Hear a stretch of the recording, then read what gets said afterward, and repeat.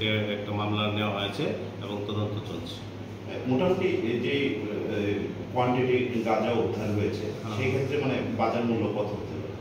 যে পরিমাণ গাঁজা উদ্ধার হয়েছে বাজার মূল্য মোটামুটি ধরুন 35 থেকে 40 লক্ষ টাকা।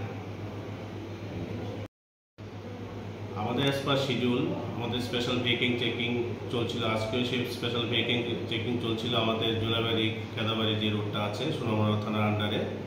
তো আজকের এই ভেহিকেল চেকিংয়ের সময় inspector Biplab Debbarma, sub inspector Jagabandhu Debnath, TSR এবং পুলিশ ছিল সেই ভেহিকেল চেকিংয়ে। তো ভেহিকেল চেকিং করার সময় TR03N0421 একটা ওয়াগনার গাড়ি ডিটেন করা হয়।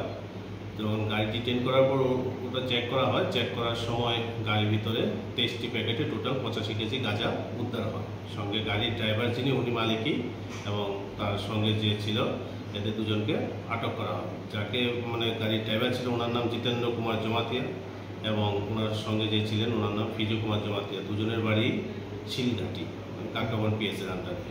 মূলত গাঁজাগুলো হয়তো বা এখান থেকে শিলঘাটিতে ট্রান্সপোর্টেশন করার জন্য ওরা গাড়ি নিয়ে গাঁজাগুলো নিয়ে যাচ্ছিল।